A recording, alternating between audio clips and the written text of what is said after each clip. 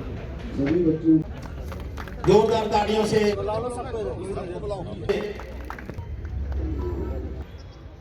सबसे पहले तो बधाई के पात्र है ये सक्षम नाम की सामाजिक संस्था, जिन्होंने एक बहुत अच्छी पहल की है।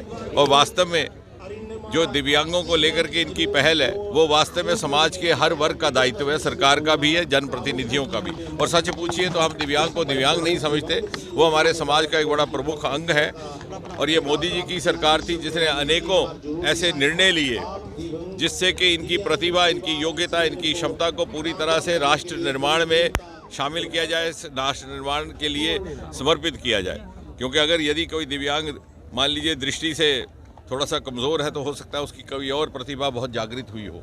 किस प्रकार से उसको खोजना, तराशना, राष्ट्र निर्माण के कार्य में लगाना, इसको लेकर के मोदी सरकार ने शुरू से ही अनेकों निर्णय लिए, अनेकों इस प्रकार के फैसले किए। उदाहरण के तौर पर अभी भी जैसे मैं कह रहा था कि सिविल सर्विसेज में दिव्यांग जो परीक्षा में बैठते हैं उनके लिए फ़ीस माफ़ कर दी गई है। होम कार्डर के साथ साथ उनको 2 कार्डर्स की अनुमति दे दी गई है।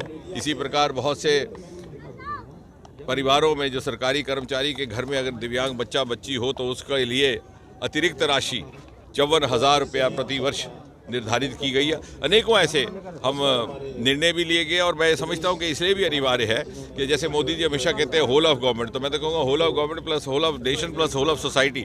यदि हमने 25 वर्ष के बाद भारत को शिखर पटल पर खड़ा हुआ देखना है तो वो तभी संभव है कि जब प्रत्येक नागरिक को उसकी क्षमता के अनुसार अवसर दिया जाए अपना योगदान देने का। और ये भाई बहन हो सकता है एक प्रतिभा में कहीं चूक गए हो लेकिन दूसरी प्रतिभा में हमसे बहुत आगे हों, तो किस प्रकार उनको तराशा जाए। सर, इस रेगुलेशंस में कई सारे संशोधन किए गए, जिस तरह से आपने उम्र का दायरा बताया, क्या कुछ और भी प्रक्रिया जारी रहेगी कि कुछ और भी संशोधन? निश्चय, आप ठीक कह रही हैं, ये एक निरंतर प्रक्रिया है। लगभग 1600 नियम कानून मोदी सरकार ने पिछले हटा दिए।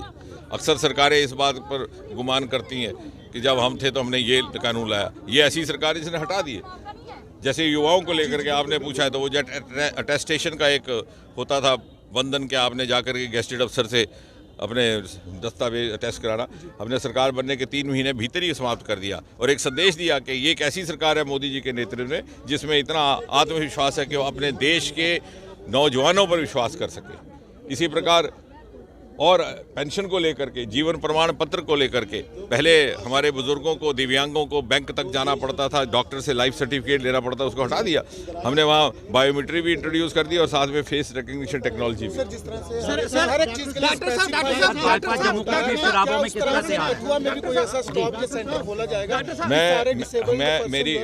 हमारी ये कोशिश है। कठुआ वैसे ही अब धीरे धीरे पिछले 5-7 साल में स्वास्थ्य को लेकर के अन्य सेवाओं को लेकर के बहुत विकसित हुआ है। यहाँ मेडिकल कॉलेज भी आया, यहाँ पर इंजीनियरिंग कॉलेज भी आया, एम्स भी बगल में है। अब एक प्रयास है कि यहाँ पर टाटा के माध्यम से एक कैंसर संस्थान की भी स्थापना की जाए।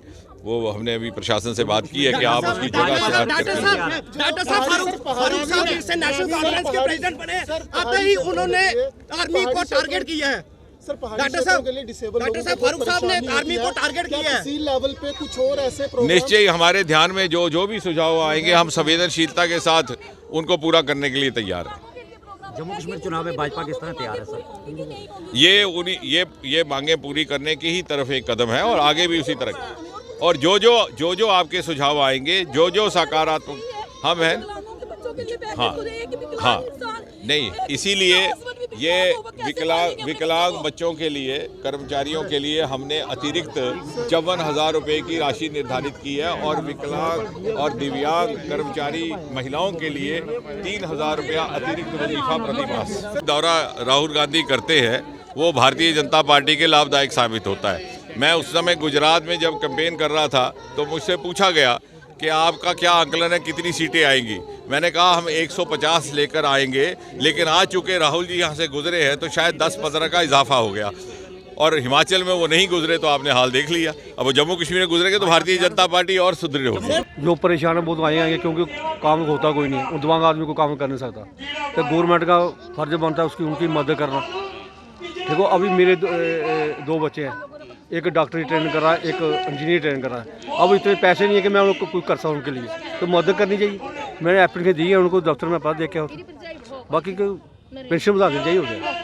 अगर हो सके तो वो हफ्ते में 4-5 दिन। दिव्यांग एक लफ्ज है, दिव्यांग भाई बहन हैं। टेक वन अब आपके व्हाट्सएप पर। व्हाट्सएप करिए हाय 9728253663 पर।